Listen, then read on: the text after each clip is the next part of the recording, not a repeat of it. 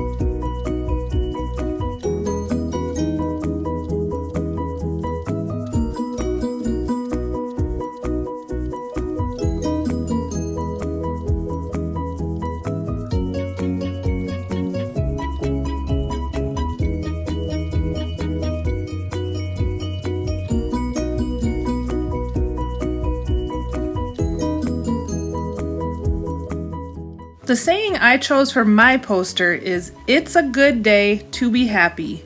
And so when I thought about my saying, I spaced it out and I decided I wanted 5 different sections that I was going to create, or 5 different lines on my poster. So I went very, very lightly with my pencil and I created 5 sections for my words to go into.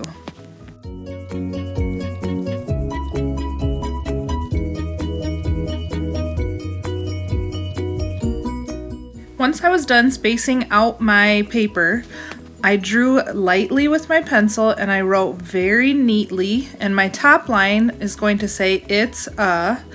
My second line is going to say "good," and I spaced it out really big, and I thought that was an important word in what my poster was saying, so I made it all capitalized. And then my next line says "day," and I did the same thing with that word. I made it all capitalized and I spaced it out. My fourth line says "to be," and I thought maybe "to be," they're a little bit smaller words. I could write them a little bit smaller and they don't have to be as bold and as big. And then my last word on the last section is "happy," and I wanted that one to be a really big and bold word also. So I drew it all in capital letters and I gave that word its own section as well.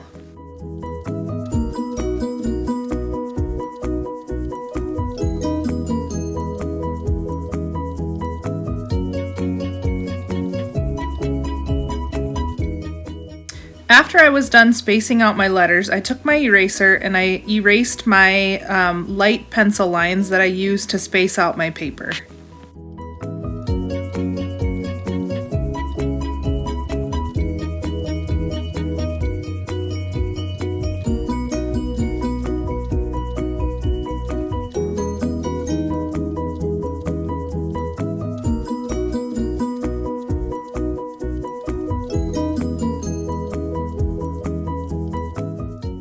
Once I was done erasing, I decided my three main words, good, day, and happy, that I wanted to make them really bold by making them into bubble letters so I could color them in.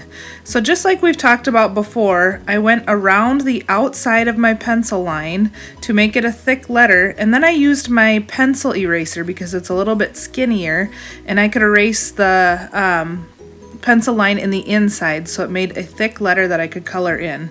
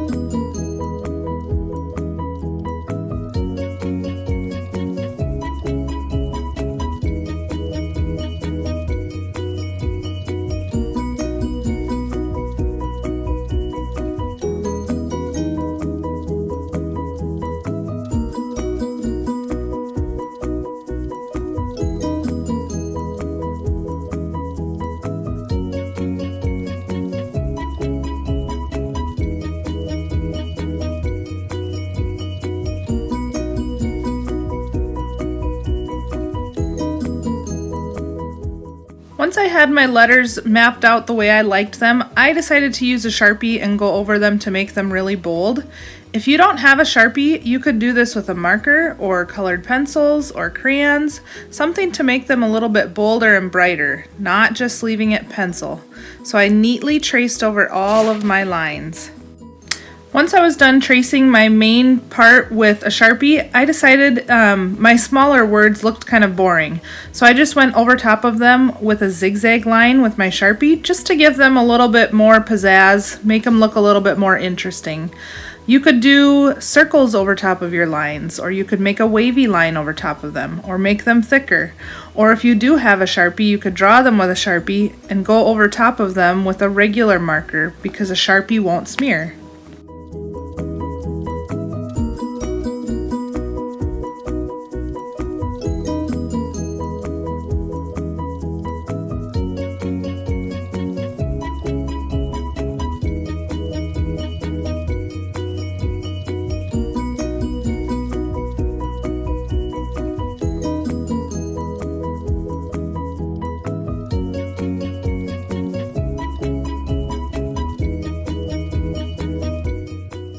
After I got everything Sharpied and mapped out how I liked it, I decided to use really bright colors that I could color in my main words with, and then I used colored pencils in my background to finish off my poster.